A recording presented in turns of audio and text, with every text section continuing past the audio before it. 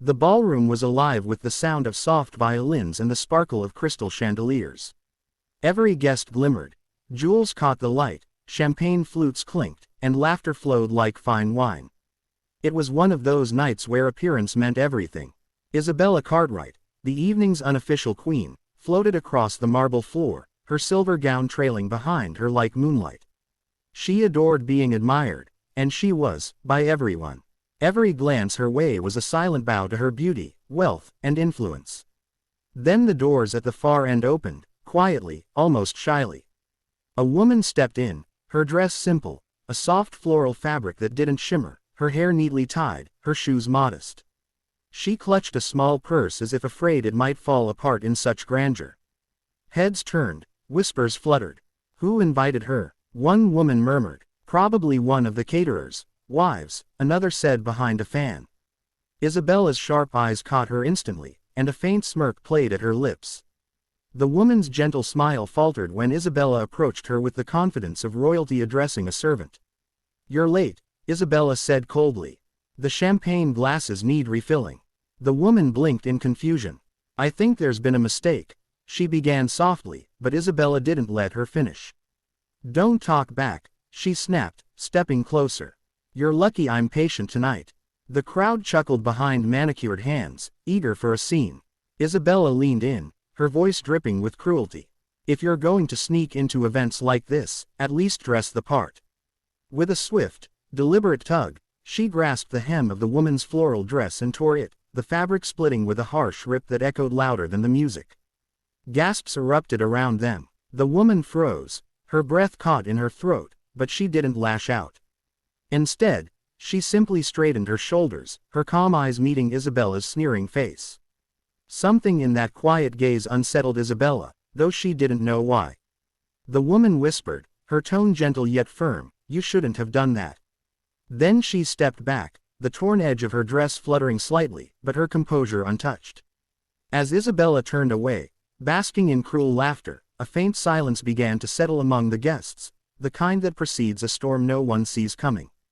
The ballroom's laughter dimmed as the heavy oak doors swung open again, this time with authority. The doorman's voice carried across the room, "Mr. Alexander Graves has arrived." Instantly, conversation halted. The billionaire himself was here. The air shifted. Servers froze mid-step, and the orchestra faltered for a brief second before resuming a softer melody. Everyone knew Alexander. His name whispered in financial circles, his presence commanding boardrooms, his fortune woven into every luxury around them. He entered in a tailored black suit that seemed made of silence and confidence. His gaze swept the hall, not boastful, but piercing, as though he saw through silk, smiles, and secrets alike. Isabella straightened her back immediately, her lips curving into a rehearsed smile. Her hand moved to her necklace, adjusting it to catch the light just right. Finally, she whispered to her circle, "Now the real guest of honor has arrived." She stepped forward, expecting his attention, her heart quickening at the thought of being noticed by the man everyone envied. But Alexander's eyes didn't even flicker toward her. Instead, they found the woman standing quietly in the corner, the one with the torn floral dress. His expression softened instantly, the tension in his shoulders melting away as he crossed the floor in long, deliberate strides. The guests followed his gaze, confused murmurs, rippling like waves. Isabella stopped mid-step, her hand still raised in an empty gesture, confusion knitting her brow. Alexander reached the woman, his tone warm, tender in a way that made the entire room lean closer to listen.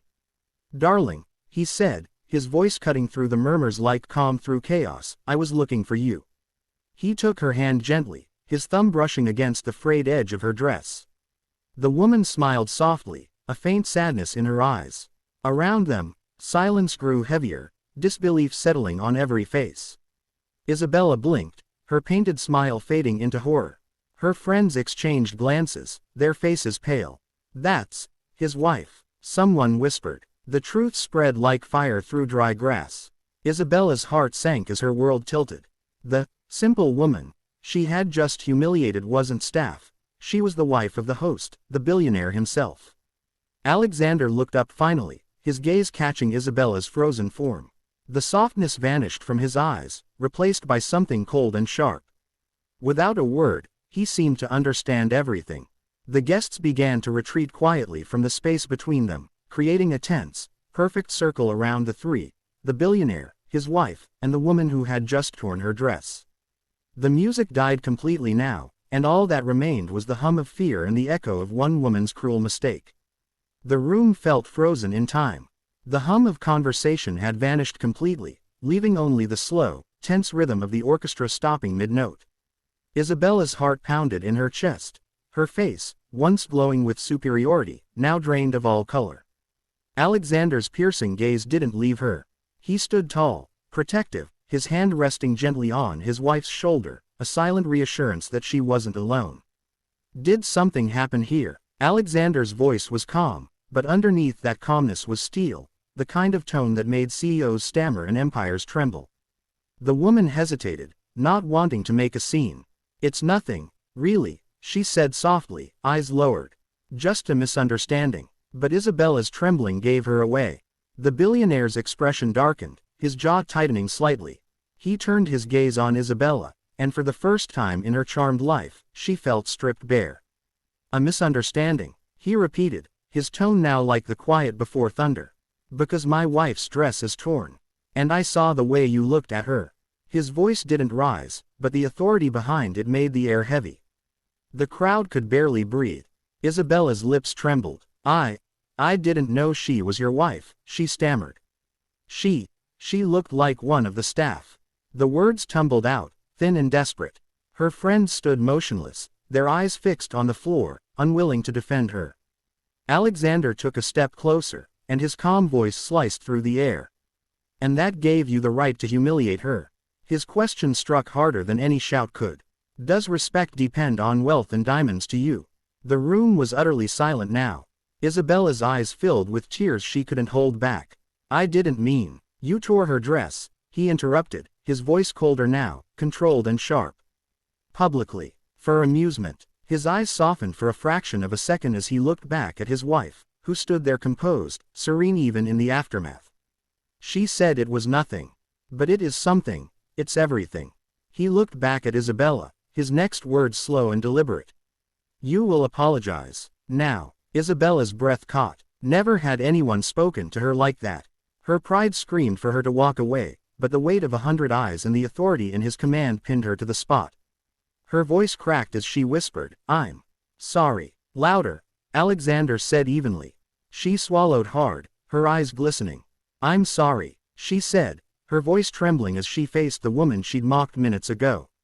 "I was wrong. I truly am." The woman gave a small, kind nod.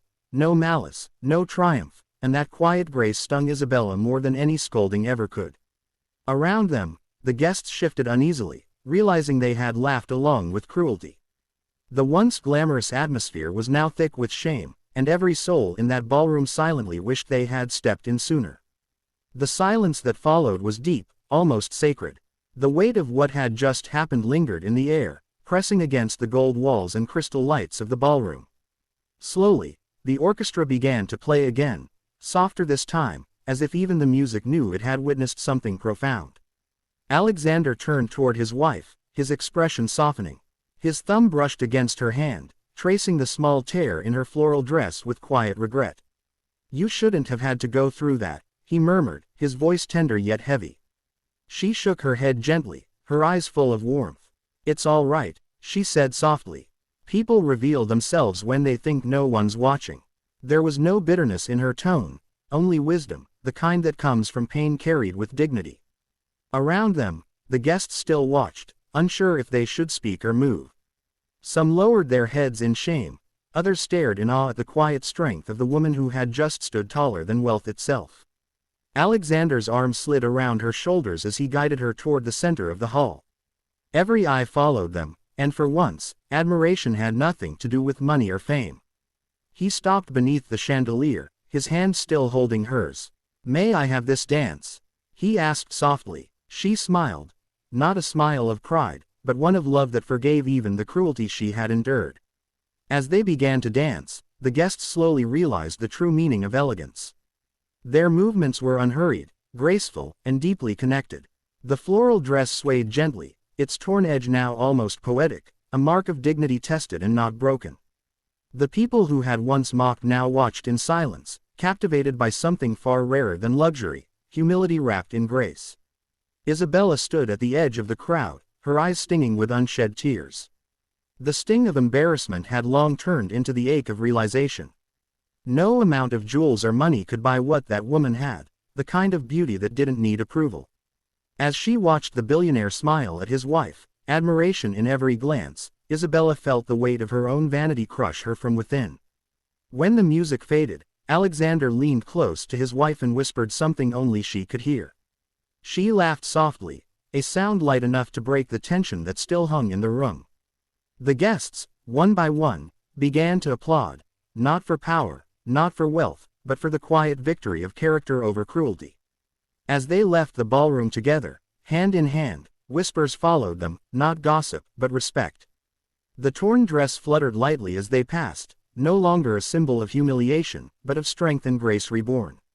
And behind them, Isabella stood still, staring at the door through which they disappeared, her reflection in the glass showing not a queen of society anymore, but a woman who had finally seen what true class really looked like.